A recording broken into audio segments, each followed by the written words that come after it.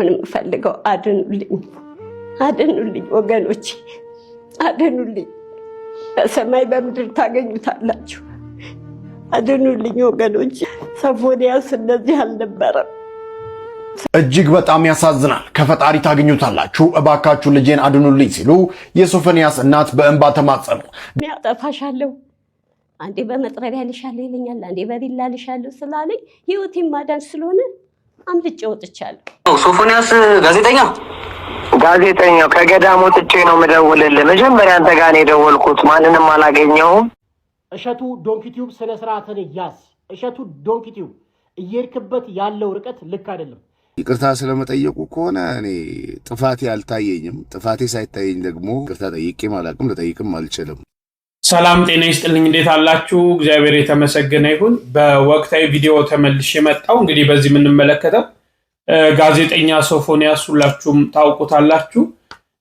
ወደ አይምሮ ህሙማን ማገገሚያ ሆስፒታል መግባቱ እየተሰማ ነው እንግዲህ እናቱ ባንድ ሚዲያ ላይ ቀርበው የሆነውን በሙሉ ገልጠዋል እያለቀሱ የኢትዮጵያ ህዝብ ልጄን ያድንልኝ እያሉ ነው ምንድነው የተከሰተው ሚለው ማስቃኛችሁ ይሆናል ከዚህ ጋር ተያይዞ ደግሞ ሌሎች የምናያቸው በተለይ በዋልድባ ገዳቦች ከሚመገቡት ከቋርፍ ከተባለ ምግብ ጋር ተያይዞ እንግዲህ ሌላ አጸያፊ ቃላት ካካ ነው ሲሉ የነበሩ የእስልምና እምነት ተከታዮች ይቅርታ እንጠይቅም እስከማለት ደርሰዋል ያንን እንመለከታለን ለእሸቱም አንድ የተሰጠው ማስጠንቀቂያ አለ ከዚህ ጋር ተያይዞ የምናየው ይሆናል ዲያቆን ዳንኤል ክብረትስ ምን ገጠመው ሚለውን ማስቃኛችሁ ነው እስከ መርሃ ግብሩ ፍጻሜ አብራችሁን ቆዩ ላይክ እና ሼር ማድረጋችሁን አትርሱ እንግዲህ ከገዳም መመለሱ ይታወቃል ጋዜጠኛ ሶፎንያስ ከገዳም እንዴት እንደተመለሰ በቅድሚያ ስልክ የደወለው አካል ጋር የወጣውን የስልክ ቅጂ ላስደምጣችሁ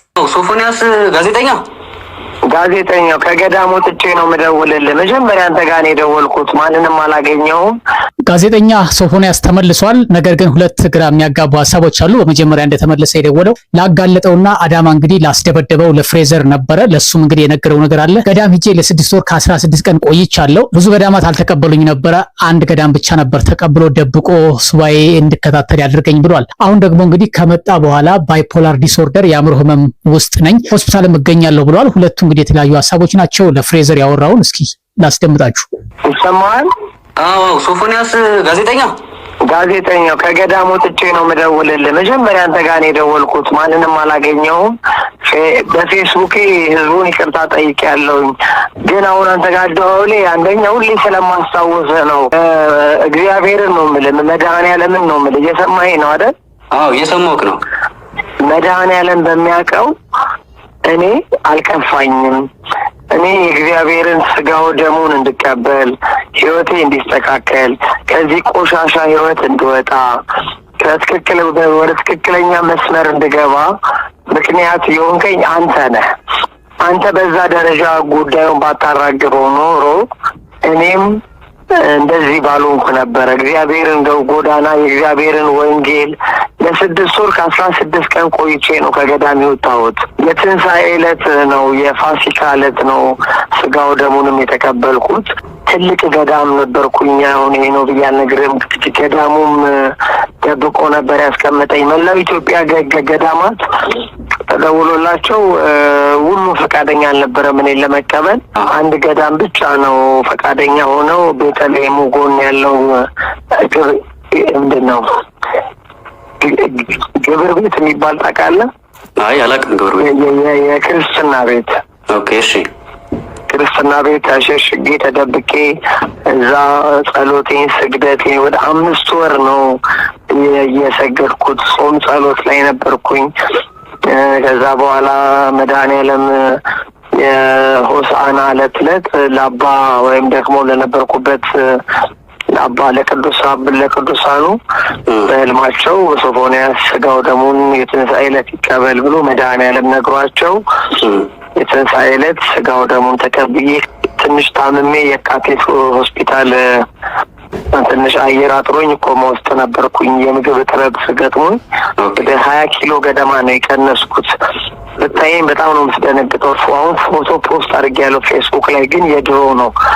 ምክንያቱም የአሁኑ ፌሴን ብታየው በእውነት ታለቅሳለህ። በእውነት ከዚህ በፊት ከታመምኩትም በላይ ነው። 20 ኪሎ ነው የቀነስኩት። ከ76 ኪሎ ወደ 56 ኪሎ ገደማ ነው ያለሁት።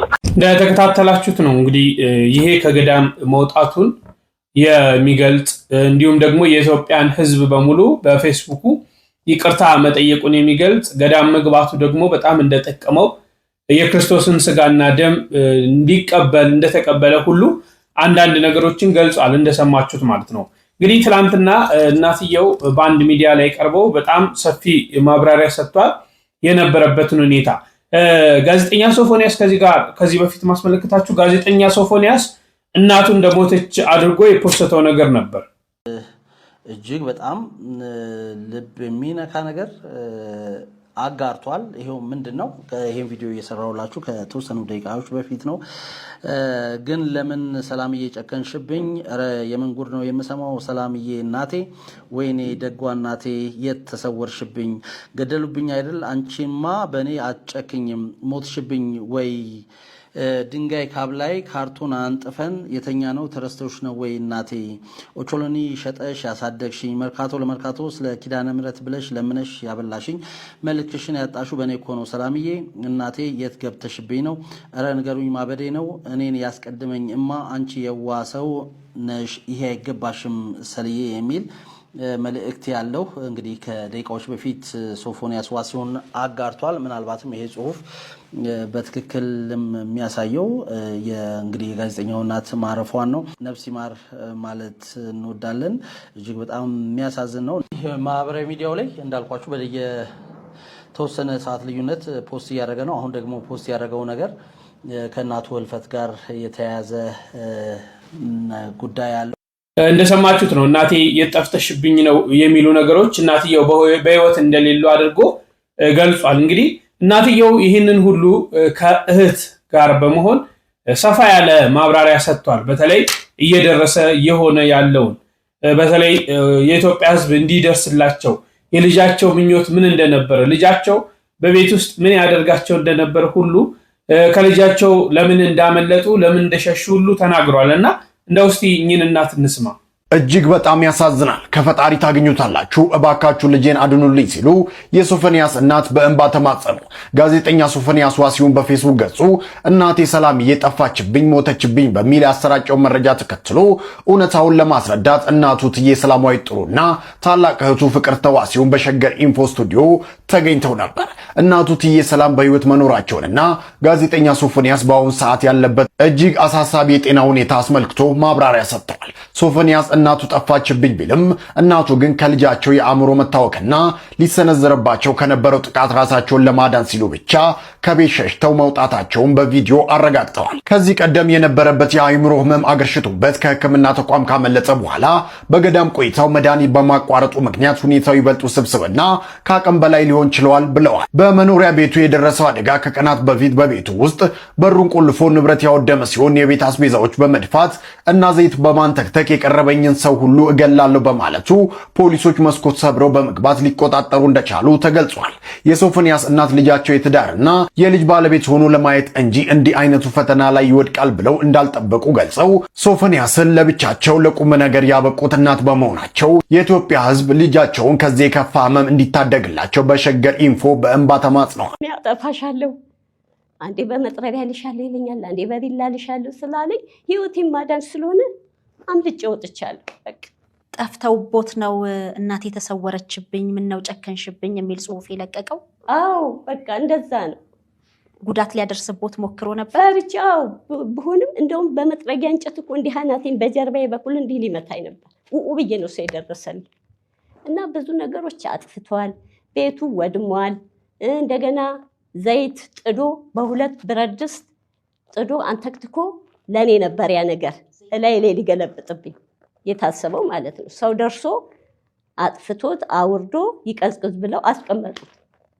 ይሄም መሆን የለበትም፣ ወዲያው መድፋት ነበረባቸው። ይሄ ደግሞ ቶሎ አይመጣልሽም እና ያው ዘይቱን ቁጭ እንዳለ ነው ምድጃው ላይ ምን እናረጋለን? ቤቱ እንዳልነበረ ሆኗል እና በቃ ጥዬ ወጣሁ። እኔ ከህይወቴ አይበልጥም። አላመንኩትም። በቃ አሁን የመጨረሻ አላመንኩትም።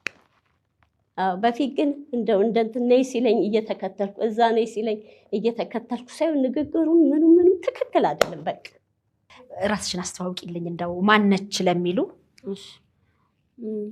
ስሜ ፍቅርተ ዋሲሁን ይባላል። የሶፎንያስ ታላቅ እህቱ ነኝ።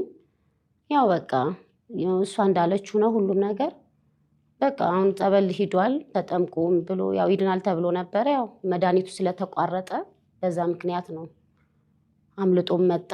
ያው እንዳለችው ነው ሆስፒታል ተኝቶ ነበረ። ከዛም እያመለጠ ምናምን ነው በቃ እና በቃ መድረሻውም መሄጃውም አናውቀውም። በቃ እዛ ነኝ ሲል እዛ ስንሄድ የለም፣ እዛ ነኝ ሲል እዛ ስንሄድ የለም እና በጣም ነው ደካማ። እየደወለ ነው የሚነግራችሁ? እየደወለ ነው የሚነግረን። በቃ ያለበት ቦታ እንሄዳለን አናገኘውም እና በቃ በጣም ከብዶናል እኛ ራሱ። ምክንያቱም በቃ ቢያንስ ሰው ቢረዳው ነው የምለው እኔ። በጣም ታሟል። አሁን በዚህ ሰዓት ራሱ እንደዚህ ቢታይ እንግዲህ በፊት የሚያውቁት ሶፎንያስ አይደለም አሁን ያለበት ማለት ነው። እንግዲህ ያኔ ከዓመታት በኋላ ተሽሎት ስራም ጀምሮ ነበረ። በትርታ ኤፍኤም ላይ አየር ሰዓት ወስዶ ስራ ጀምሮ ነበር። አሻም ላይም ፕሮግራም ያቀርብ ነበረ። እኛም ደግሞ የጠፍተህ ከረምክ እንዴት ነህ ብለን አንድ ቆይታ አድርገን ነበር። ፕሮግራም ሰርተን ነበር። ሰዎችም ድጋፍ እንዲያደርጉለት የከረምበትንም ያለፈበትንም ለማሳየት በእንግድነት ጋብዘነው ነበረ። የዛን ሰዓት እንግዲህ ወደ ጤናው መመለሱን ነበር ያመን ነው። በኋላ ግን እንግዲህ ነውር በሆነ ነገር ውስጥ ተገኘ፣ እጅ ከፍንጅ ተያዘ በሚል የተዘዋወረው ቪዲዮ እሱም ወደ ጸበል እንዲገባ እንዳደረገው ተነግሮ ነበረ። ያ መቼም በተለይ ለቤተሰብ እጅግ ከባድ እንደሆነ አምናለሁኝ፣ ሰው ለማጥፋት። ስለዚህ እኔ ቶሎ ውጪ ሲለኝ ብቻ ውጥት ነው የምለው ከኩሽና ራሱ ለምን አደጋ ያምጣብኝ በሚል ቶሎ ነው የምወጣው። ይሄ ነው እኔ አሁን በጣም እንትን ያደረገኝ። በጣም ከባድ ነው። እናቱም እህቱም ያሉበት ሁኔታ፣ በተለይ ደግሞ ወላጅ እናቱ እትዬ ሰላም እያሳለፉት ያለው ነገር እጅግ ከባድ ነው። ጤና የለኝም፣ በቃ በውስጤ ጤና የለኝም። በአጠቃላይ ብዙ በሽታ አለኝ፣ ብዙ መድኃኒት ነው የምወስደው። ማስተላለፍ የሚፈልጉት እንግዲህ አሁን በህይወት አለው ብለው ነው እዚህም የተገኙትና ምን ያስተላልፋሉ? እንደው በአጠቃላይ መልእክቶን ለኢትዮጵያ ሕዝብ የማስተላልፈው ልጄን መጀመሪያ ያድኑልኝ፣ ከዛም ደግሞ ቤት ውስጥ የተመሰቃቀለውንም ነገር እንዲታይልኝ እፈልጋለሁ። ህይወቴ እንዲስተካከልልኝ እፈልጋለሁ። ያ ሁሉ ከተስተካከለ የኔም ህይወት ሊመለስ ስለሚችል እሱ ላይ ይድረሱልኝ። በቃ መጀመሪያ ልጄን ማዳን እሱን ነው የምመርጠው እኔ። ልጄ ላይ ይድረሱልኝ። ይሄ ነው ሀሳቤ። የኢትዮጵያ ሕዝብ እግዚአብሔር ይስጥልኝ። ታረጋላችሁ፣ ታያላችሁ፣ አይታችሁታል። ሶፎንያስን ታውቁታላችሁ። የኢትዮጵያ ሕዝብ እርዱልኝ፣ ልጄን አድኑልኝ። በቃ ልጄን አድኑልኝ። ይሄ ነው ልመናዬ።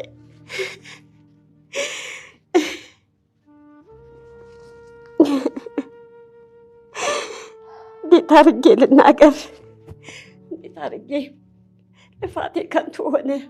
አሳድጌው ሁሉም ያውቃል፣ የ4 ኪሎ ህዝብ ያውቃል እንዴት አድርጌ እንዳሳደግኩት ልጄን። አንቺስ ምን ታስተላልፊያለሽ? ያው በፌስቡክም ሆነ በተለያየ በቲክቶክም ሆነ የሚያደርገውን እናቴ ሞታለች እንዲህ ምናምን የሚለውን ነገሮች ጠቅላላ ያው አትፍረዱበት። ምክንያቱም ያው ሶፎንያስ ከራሱ ጋር ስላልሆነ ነው እና የኢትዮጵያ ሕዝብ ተረዱን። ስልኩን መቀበል አልቻላችሁም? የተለያዩ ሰዎችን ከዚህ ቀደምም ብዙ መልእክቶች ወደኛ እየመጡ ነበር። የሚለዋወጣቸው መልእክቶች በፌስቡክም ሜሴንጀር ላይ በሌላም የሚልካቸው መልእክቶች ጥሩ እንዳልሆኑ ብዙዎች እየገለጹ ነውና እናንተ ይሄንን መቆጣጠር አልቻላችሁም? ስልኩን መቀበል አልቻላችሁም? ስልኩን መቀበል አልቻልንም። ግን የሆነ ሰዓት ላይ በቃ ጸበል ይገባል ሲባል ስልኩ ተነጥቆ ነበረ። አሁን በቃ ረብሻ አነሳ። ከአምልጦ ከመጣ በኋላ በሁለተኛው ቀን ረብሻ አነሳ። ብዙ በቃ በጠበጠ። በዛ ምክንያት ሰው ጋር ነበር ያስቀመጥነው እኛ ጋርም እንዳይገኝ ብለን። እዛ ሚዶ ረበሸ። በጣም ህጻናቶች ስለነበሩ በጣም ተረበሹ። በዛ ምክንያት ነው ስልኩን የወሰደው እንጂ ስልክ ራሱ ለመስጠት እኛ ፈቃደኛ አልነበርንም። ከቤተሰብ ቁጥጥር ውጭ ሆኗል። ከቤተሰብ ቁጥጥር ውጭ ሆኗል። በቃ እኔ ነኝ የሚለው ሁሉን ነገር። ለዛ ነው ይሄ ነው መልክቴ። እንዲድንልኝ ነው የምፈልገው ወንድሜ። ምክንያቱም አንድ ወንድሜ እሱ ነው በእናቴም ባባ። አሳዛኝ ዜና ተሰምቷል። የጋዜጠኛ ሶፎንያስ እናት በእንባ የታጀበ ልብ ሰባሪ ንግግር። ሞተሽ ተብሎ የሚወራብኝ ወሬ ውሸት ነው፣ በህይወት አለው። ልጄ የአእምሮ በሽታ ከያዘው ዓመታት ሆኖታል።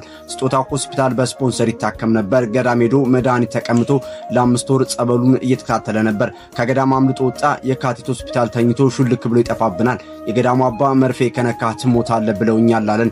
በመጥረጊያ እንጨት ሊመታይ ሲል ብዬ ነው ሰው ይደርሰልኝ። ብዙ ነገሮች አጥፍቷል። ቤቴን አውድሞታል። አጠፋሻለሁ፣ በመጥረቢያ በቢላ አጠፋሻለሁ ሲለኝ ለህይወቴ ፈርቼ አምልጬ ከቤት ወጣው።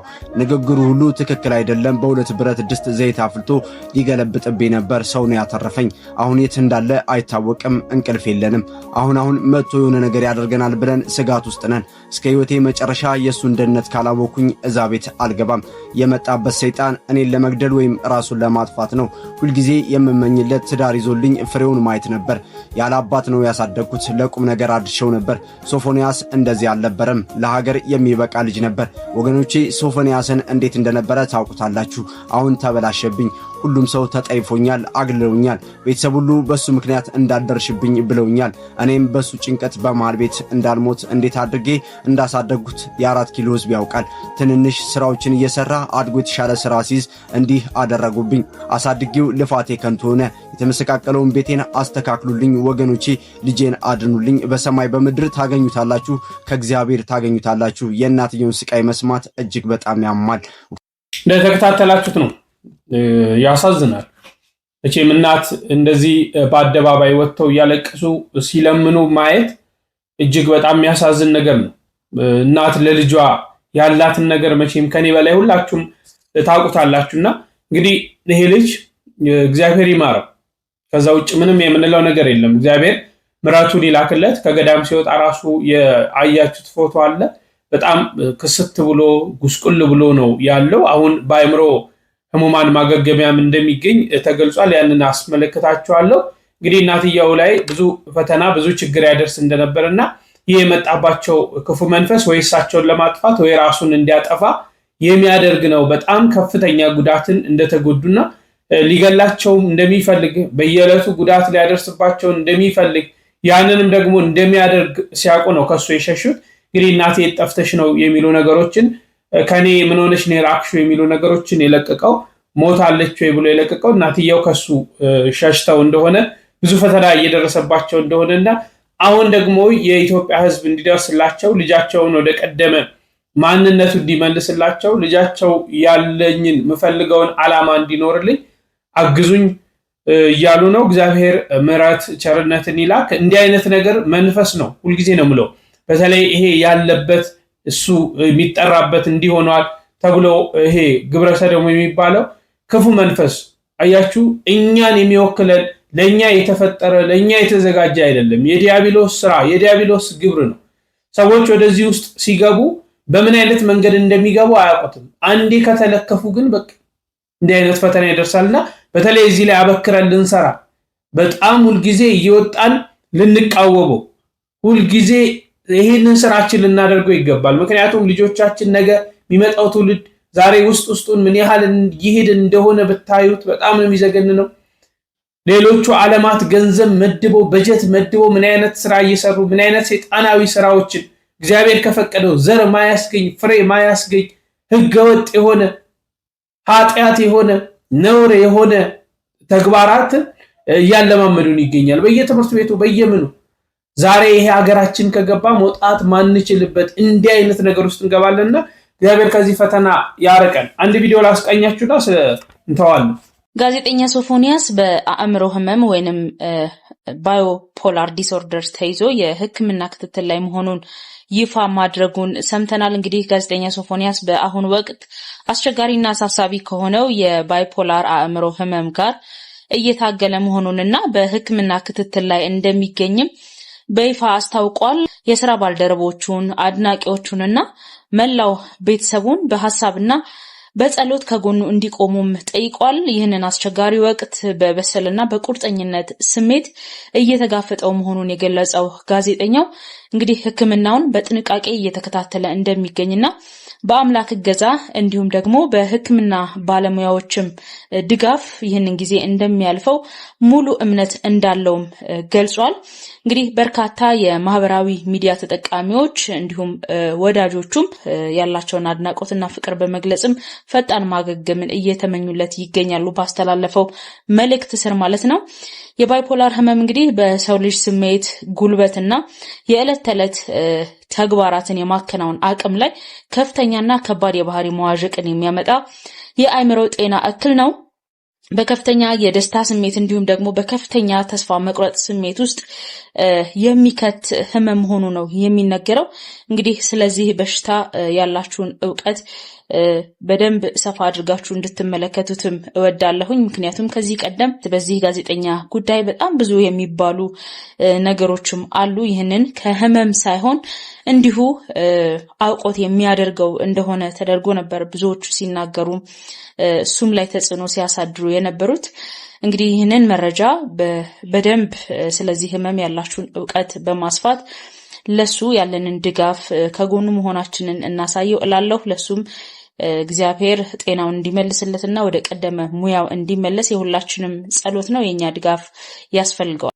እንግዲህ አሁን ያለበት ሁኔታ ነው። በአእምሮ ህሙማን ማገገሚያ ይገኛል። እግዚአብሔር ምሕረቱን ይላክለት ማለት ፈልጋለሁ። መቼም ሰው ልጅ ምሕረትን ሲጠይቅ፣ ይቅርታን ሲጠይቅ፣ እግዚአብሔር እንዲደርስለት ሲጠይቅ እኛም ልናግዘው ይገባል። አይደለም እንዲህ በኃጢአት ውስጥም ቢሆን በተለያየ ነገር ውስጥም ቢሆን እግዚአብሔር ምሕረትን እንዲልክለት መጸለይ ያለብን ብዬ አስባለሁ። እግዚአብሔር ምሕረቱን ይላክለት።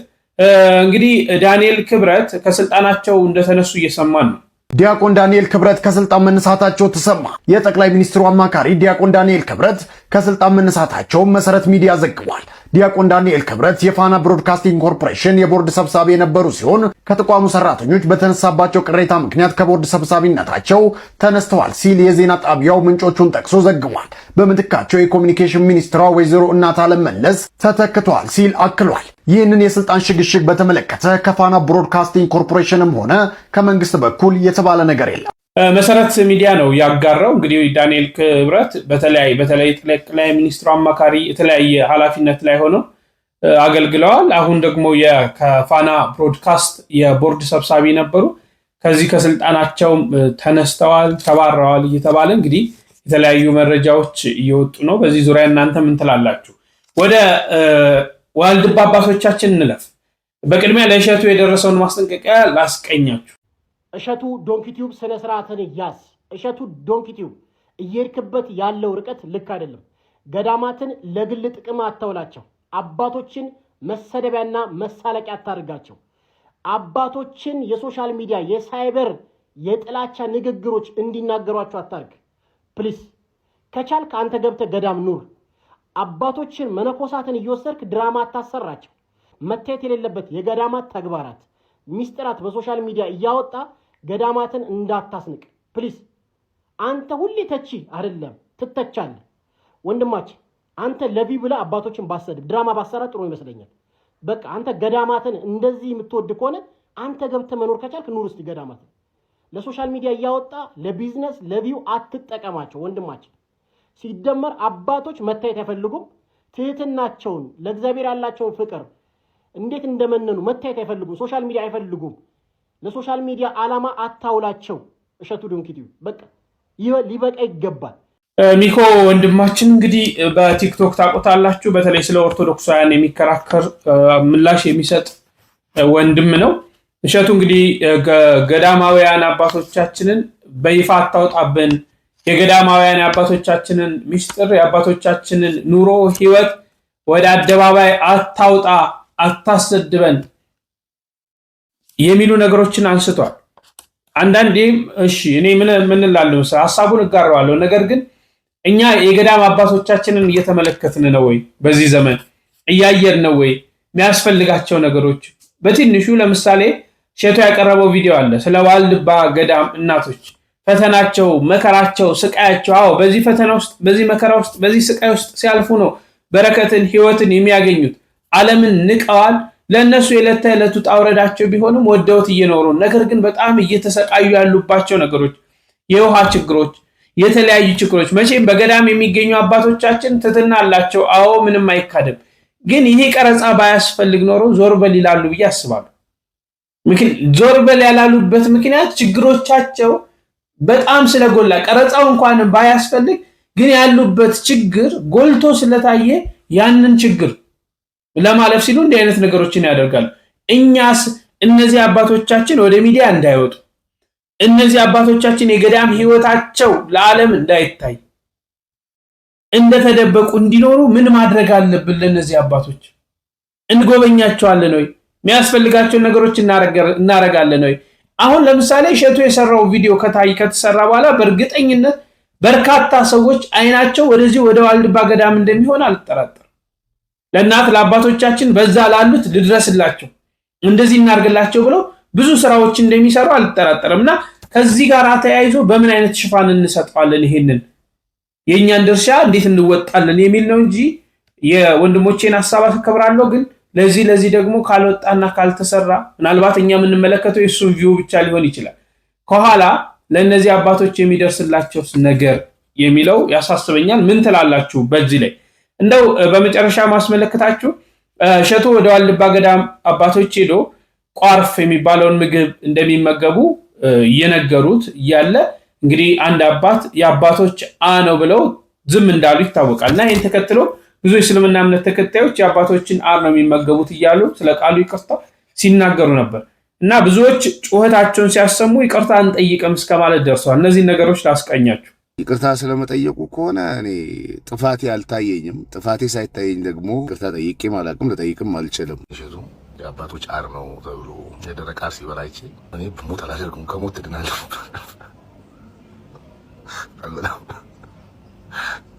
ለረጅም ሰዓት ነው ዝግድ ብሎኝ ማለት ነው። አስሬ ነው ያስጠፋኝ። ተው እንደዚህ አይነት ቪዲዮ አትገቡ። ውብ አህያዎች ማገናዘብ የማይችሉ ውሸታም የውሸት አባት ናቸው። ቪዲዮ ቆርጦ እሸቱ መለሰ ገዳም ሄዶ የተመገበው የአባቶችን ሰገራ ነው፣ ገዳማውያን አባቶች የሚመገቡት ሰገራ ነው የሚል የሐሰት ፕሮፓጋንዳ ትልልቅ ኡስታዞች እንደዚሁም ትልልቅ ሚዲያዎች ሳይቀር እስከ ተከታዮቻቸው ስም የማጥፋት ዘመቻ ጀምረዋል። እፎይ ቪዲዮ ሰርቶ ውሸታቸውን ካጋለጠ በኋላ ይህ ጭንቅላት አልባ ውብ አህያ እንዲህ ብሎ መልስ ሰጥቷል። ይቅርታ ስለመጠየቁ ከሆነ ጥፋቴ አልታየኝም። ጥፋቴ ሳይታየኝ ደግሞ ይቅርታ ጠይቄም አላቅም፣ ልጠይቅም አልችልም። አባት ሲናገሩ ብለው 3 ቃላቶችን ውጠዋል። ለካካ የሚቀርብ ንግግር ነው ሰውየው የተናገሩት። የሚቀርብ ሳይሆን ኮምፕሊትሊ እንደዛ ነው የሚመስለውም ነው ብዬ ነው ያመንኩትን። ገብቼ ሙሉን አየሁት። አሁንም ያንን ነገር ያንን የተረዳሁትን አረዳድ ልክ እንዳልሆነ የሚያሳይ ነገር አላየውም። ህዝብን እንደ ህዝብ ዘመድኩንና ያ ስሙ እፎይ ነው ምናምን የሚባለው ሰው እንደ ህዝብ ሙስሊሙ የሰው ስጋ ይበላል ብለው ለተናገሩበት ቪዲዮ ይቅርታ እንዲጠይቁ ጠይቃችኋል? ሙሉ ቪዲዮን አይቼዋለሁ ብሎ ዋሽቷል። እንደመጠኑ ጥቃቅን ከሆነ 7 ቀን እዛም 3 ቀን ወፈር ያለ ትላልቅ የተከተፈ ከሆነ እስከ 12 ቀን ይነከራል። ከዛ በኋላ በጎተራ ይገባል። ያ መስቀለው ለማህበሩ ይቆፈርም ከመስከረም 12 እስከ ጥቅምት 12 ያው ለቁመተ ስጋ ነው። ብዙም ጉልበት የለውም። መራራ የተደረገው ለምንድን ነው? የክርስቶስ መከራ የዕለተ ዓርቡን ሐሞቱን ለማሰብ አባቶቻችን ቅዱሳን ይህን እየተመገቡ የክርስቶስ መከራ ያስታውሱበት ነበረ። የአህያ ጭንቅላት ካልያዝክ በስተቀር በግልጽ ያልተሰማችን ፊደል ከዛች ትዕይንት በፊት ስለሚበላው ነገር ከምን እንደሚሰራ ተገልጾ ካልተረዳህ አንተ ውብ አህያ ነህ። እፎይ ከዘመዴ ጋር በነበረው ቆይታ ውብ አህያዎች የሰው ስጋ ይበላሉ ብለዋል። ስለዚህ እሱም ይቅርታ ይጠይቅ የሚል ንግግር ተናግሯል። እፎይ እንዳንተ በሌለ ነገር በሐሰት ሳይሆን ያወራው የተጻፈ መረጃ አንብቦ ነው። ማስረጃ ተፍሲር አልቁርጥቢ ቮልዩም 2 ፔጅ 85። ይህም ብቻ አይደለም። የነቢይህን ሰገራ ለትንሿ ሚስቱ አይሻና ሰሃባዎቹ ለመብላት ፈልገው እንዳጡት የራስ የእስልምና መዛግብቶች ይናገራሉ። ቢያገኙት ኖሮ ከመብላት እንደማይመለሱ ግልጽ ነው። ሙሐመድ ሜሴንጀር ኦፍ አላህ አሻፊ ኦፍ አልቃዲ የተሰኘው መጽሐፍ ላይ ኢማም አልባሐቂ ሴክሽን 3 ላይ እንዲህ ብሎ አስቀምጧል። ነቢዩ መጸዳዳትን በፈለጉ ጊዜ መሬት ተከፍታ ሰገራቸውንና ሽንታቸውን ትውጠው ነበረ። የቦታውን መዓዛ ከሙስክ ሽቶ የመልካም ሽቶ በላይ በጥሩ ጠረን ያውድ ነበረ። አይሻ ነቢዩ እንዲህ አለቻቸው፣ እርሱ ከተጸዳዱበት ቦታ ሲመለሱ ሰገራውን ላገኝ አልቻልኩም። አንድ ሰምተነው እንመለስ። የአባቶች ነው ተብሎ የደረቀ አር ሲበላ አይቼ እኔ ሞት አላደርግም፣ ከሞት ትድናለሁ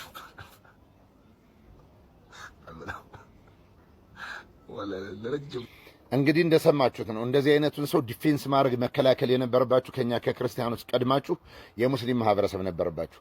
ኢማም ኡስታዝ ሼህ ብትሆን በደንብ ይነገርህ ነበር። በደንብ የሚነገር ስላለህ ግን በጣም አብረን በመስተጋብር የኖርናቸው የእነሱንም የኛም ምግብ ልብስ ተቃይረን ያደግንባቸው ህዝበ ሙስሊም እህት ወንድሞቻችን ስላሉ ያንተን ብልግና ድኩማን የሰባት ዘርህን ውድቀት ልንገርህ። እነዚህ የምትላቸው አባቶች ቋርፍ ምንም የሚበሉት ከተብለጨለጨ ዓለም እነ ሲያትልን እነ በርሚንግሃም እነ ዋሽንግተን እነ ሎስ አንጀለስን ጥለው መጠው በስቃይ ገጠር ላይ ከብት እያገዱ ግማሽ ቀን ደርሶ መልስ 20 ኪሎ ሜትር እየተማሩ እንዳንተ አይነት በሰለጠነ መብራት ሳይሆን በኩራዝ ባፍንጫቸው እንደ ናፍጣ መኪና ጥቁር ጭስ እየወጣ እየገባ ተምረው ዓለምንና ቤተሰቦቻቸውን እናት አባቶቻቸውን ለማገዝ ከተሰደዱበት በመንፈስ ቅዱስ ተጠርተው የሚመጡ ከአንገት በላይ ሰብ ስፔሻሊስት ቀዶ ጥገና የሚሰሩ መንኮራኩር የሚያመጥቁ እንደ ቅጠው እጅጉ በእጅ የማይነኩ ዕውቀትን የተላበሱ ዕውቀትን የጎረሱ ዕውቀት የላሱ ናቸው። እንዳንተ አይነት መሀይም ያልሰራውን ሴንቴቲክ ጫማ ወይ ደልሎ ከገብሬ የገዛውን በ10 ብር ሽንኩርት በ100 ብር የሚሰጥ ሆዳም ሳይሆን ብልጭልጩን ዓለም ንቀው ለዚች ከንቱ ዓለም ለመጸለይ መራራ ሙዝና ሰሊጥ ተጨቅጭቆና ተወቅጦ አፋቸው እንዳይጣፍጣቸው የዚህን ዓለም ቴስት ላለማወቅ የሚበሉት ቋርፍና የሰሊጥ የጥቁር የአረንጓዴ ሙዝ የተለጠለጠ ያን የሚበሉት። አንተ አር ምናምን ትለዋለህ። አርማ አንተ ነህ፣ እርጥብ አር የምትመስል አንተ ውዳቂ፣ አንተ ቦትያፍ። ስለዚህ እንዳንተ አይነት ሰው ተናግሮ ሰፊውን የእስልምና እምነት ተከታይ እንዲነገር ያደርግና ባለማወቅ አንዳንዶች አንተን ገስጸው ልክልክን እርግጥ አሰማም። መጀመሪያ አንደበቱ የተገራ በትልቅ ቤተሰብ ያደገ ሰው እንደዚህ አይነት ወራዳና ርካሽ የሆነ ነገር አይናገርም። እና አንድ ነገር ምነግርህ አንዳንድ እንዳንተ አይነት ያሉ በገጠር ሰለጠን እናርዳለን እንገላለን የሚሉት የእንዳንተ አይነት መነሻና መንስኤዎች ናቸው። ብዙ አገርን አበጣብጠው ሰፊውን እምነት ለጦርነት ሊጋብዙ የተዘጋጁ እንዳንተ አይነት ግማታምና የገሙ ወንዶች ስለሆኑ በጊዜ ሂደት ትስተካከላላችሁ። ቃለ ሰማይ ቃለ ምድር እንደዚህ ባፍ እንደተጸዳዳህ ምናምን ነገር አትቆርም። አንተ ከርከሮ እንዳወራህ እንዳቅራራህ ከቻልክ በገጠር ያለው ምስኪን ደግሞ በሰይፍ እንደቀለህ ትኖራለህ እንጂ እንደኛ አይነቱን እሳት የላሰ የጎረሰ ክርስቲያን እንደዚህ ተደብቀ ከማውራት ውጭ ምንም ልታረግ አይችልም። እነዛ ያልካቸው አባቶች እነ ሰሜን ኮሪያ፣ እነ ዩክሬን፣ እነ ራሽያ ከታጠቁት ፕላስቲክ ሚሳኤልና እነ ኢራን ምድር ውስጥ ከቀበሩት የኒውክሌር አረር የበለጠ ቀጭን ደም ስራቸው ታስፈራቸዋለች። ዘርስ አይኖርም። ዘር ካለህ አያትን ወይ ሶኔ ካለው እንዳንተ የከልብ ካልሆነ አባትን ጠይቅ ይነግርሃል። የምትላቸው አባቶች አንዷ ደም ስር ከኢራን ነዳጅ ማስተላለፊያ በሰርጥ ውስጥ ከሚባል ሆዛ በላይ የሚያስፈራ ነው። አንዱ በእጃቸው የሚይዙት ዳይት ሰይፈ ሚካኤል ሊተኮስ ከተዘጋጀው ከሰሜን ኮሪያ ዓለምን አስጨንቃለሁ ካለችው በላይ ነው። ልብ ያለው አባትና አያት ካለ ያወራል። እንዳንተ ቂጣ በቀደደበት ገንፎ በዋጡበት መቀደድ የለም። አንተ ውዳቂ የወንድ ድኩማን የወንድ አራስ ይሄ ቪዲዮ ይደርሳል። ተደብቀ ቀጣይ ቪዲዮ ትሰራለህ እንጂ አትመከርም። አንድ ጨውና ድንጋይ አድርጎ ፈጥሯል። አንተ የሰው ጨው አርሱለት። ገብረ ኢየሱስ ነኝ። እመለሳለሁ እመላለስ። እስካሁንም ድረስ የጨዋይቱ የኦርቶዶክስ ተዋሕዶ ቤተክርስቲያን ልጆች ነን። ነገር ግን አሁን የበለጠ ከምንም ነገር ነፃ የምንሆንበት ጸባጫሪነትና ጥላቻ ምን ማለት እንደሆነ እራሳችሁ በ4 ነጥብ ተቀናጅታችሁ ተወሻሽማችሁ አሳይታችሁናል። ገዳምና ገዳማውያን ለድርድር የማናውላቸው የማናበቃቸው ቀይ መስመሮቻችን ናቸው። ይህ ቀይ መስመር ተረግጦ ከእናንተ ጋር ለመከባበር ሌላ አይነት ትርክት ውስጥ የምንገባ አለመሆናችን ሊታወቅ ያስፈልጋል። አንዳንድ የእስልምና እምነት ተከታይ ወገኖች እየወጣችሁ ባለማወቅ ነው እንደው ቋርፍ የሚበላ የገዳም ምግብ መሆኑን አላወቅንም ነበር ስተን ነው የሚል ነገር ስትናገሩ በተለያየ አይነት መንገድ በብዛት እየተመለከትን ነው። ለዛ እናመሰግናለን። ያልጠራችሁ ግን በተለይ የዋሃብያ ክንፎች የቀደመውን እንግዲህ በእፎይ የደረሰውን ምታት ለማብረድ እዚህ ጋር የስድብ ትርክት ፈጥራችሁ የምትንደፋደፉ አላችሁ። እናንተ ግዴለም የወቅት ጉዳይ ነው ትጠራላችሁ። በተረፈ ግን እዚህ ጋር ወንጌሉን ይዘህ መጽሐፍ ቅዱሱን ኑረው መጽሐፍ ቅዱስን ብቻ ያዝ ገዳም የሚባል ነገር አያስፈልግም የምትል የድኩማን ስብስብ እኔ እኮ በጣም ነው የሚገርመኝ። ሰው እንዴት የያዘውን መጽሐፍ ቅዱስ ውስጡ ያለውን ቁም ነገር እንዴት አይረዳም? በአንደኛ ነገሥት ምዕራፍ 19 ላይ ተገልጾ ያለው ያ ከሞቀ ቤቱና ከነበረው ሀብትና ንብረት ይልቅ ክርስቶስን መርጦ ኤልያስን ጥሪ ተከትሎ የሄደው ኤልሳ አንተ እንደ ፊልም እያየ ልታደንቀው የተቀመጠ ታሪክ ነው። ዘመነ ብሉይ ሲነሳ መቼም ነስር ይላቸዋል። ወደ አዲስ ኪዳን ብትሄዱ ራሱ የአዲስ ኪዳን መጀመሪያ ጌታችን መድኃኒታችን ኢየሱስ ክርስቶስ በማቴዎስ ወንጌል ምዕራፍ 1 ጀምሮ ባለው ታሪኩ በገዳመ ቆሮንጦስ ተወስኖ ጾሞ ጸልዮ ለኛ ያሳየን የአደባባይ ትርኢት ወይም ደግሞ አምፊ ቲያትር አይደለም። ይህ የሚኖር ህይወት ነው። በሌላ መንገድ ይህንን ደግሞ ተመልክቶ ደግሞ ሐዋርያው ቅዱስ ጳውሎስ ምስክርነት ሲሰጥ እናያለን። በዕብራውያን ምዕራፍ 11 ላይ የተቀመጠ ታሪክ ነው። ስለ ክርስቶስ ፍቅር ብለው ዓለምን ንቀው ዓለምን ሸሽተው ለሄዱ ከቤተሰቦቻቸው ሀብት ንብረታቸውን ትተው ለተነጠሉ ሰዎች የሰጠውን ምስክርነት ማየት ተገቢ ነው። መጥምቀ መለኮት ቅዱስ ዮሐንስ ከካህኑ ዘካርያስና ከኤልሳቤጥ ሸሽቶ በበረሃ እየጮኸ የኖረው መናኝ ላንተ ምን አይነት ትርጉም ይሰጣል ነው ጥያቄው። ገዳማውያንን ማክበር እንዴት ይሳናል? ገዳማውያን የሚመገቡት ምግብ የክርስቶስን መከራ በማሰብ መጻጻ መራራውን ስለሆነ ክርስቶስን እየለበሱት መሆኑ እንዴት ሊጠፋ ይችላል? ወገኔ በገዳም እኮ የሚመለከው በገዳም እኮ የሚደረገው ሳር አይደለም የሚጋጠው፣ ሶፍት አይደለም የሚበላው። በገዳም የሚደረገው ያ ዓለምን ለማዳን ከሰማየ ሰማያት የወረደ ፍቅሩን ለገለጸልን ለዛ እውነተኛ መሲህ ክርስቶስ ፍቅራቸውን ዓለምን ንቀው ራሳቸውን ጠልተው የሚያሳዩበት ስፍራ ነው። የኢትዮጵያ ኦርቶዶክስ ተዋሕዶ ቤተክርስቲያን መመኪያዋ ገዳሟ ነው።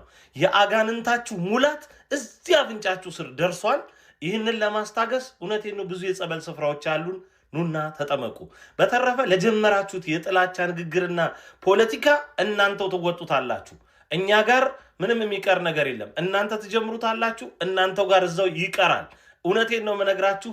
በምትናገሩት የጥላቻ ንግግር ሁሉ ዋጋ ትከፍላላችሁ። እግዚአብሔር ለሁሉም ልቦና ይስጥ ለማለት እፈልጋለሁ። ለተነሱትም ጥያቄዎች ብዙ ምላሾች ተሰጥተዋል በቪዲዮ ላይ ማለት ነው። እንግዲህ ፎ ያነሳቸውንም ነገሮች ለምን እንደዛ እንዳላቸው ያለ ማስረጃ እንዳላለ በግልጽ ተቀምጧል። እግዚአብሔር ለሁሉም ልቦና ይስጥ። ምንም ምለው ነገር የለም። ከገዳም አባቶቻችን ላይ ግን እጃችሁን አንሱ፣ አይናችሁን አንሱ። እኛ በገዳም አባቶቻችን አንደራደር። ቤተክርስቲያናችን ጥንቅቅ ያለች ናት። ዛሬ እናንተ የፈለጋችሁትን አላችሁ አብለውን ያቆሙት እንዲህ ነው እንዲያ ነው ብትሉ ወደ ኋላ 2 እና 3 ደቂቃ መለስ ብላችሁ ብታዩ የእሸቱን ቪዲዮ ምግቡ ራሱ እንዴት እንደሚሰራ በግልጽ ይናገራሉ። እንዴት እንደሚሆን ማለት ነው። ስለዚህ ይሄ አንዳንዴ ሆነ ተብሎ የሚደረግ የአእምሮ ውስንነት ነው ብዬ ወስደዋለሁ። እግዚአብሔር ለሁሉም ምሕረት ይላክ ለማለት ፈልጋለሁ። በሌሎች ዝግጅቶች እንገናኛለን። ለዛሬ በዚህ ይብቃኝ። ቸር ቆዩልኝ።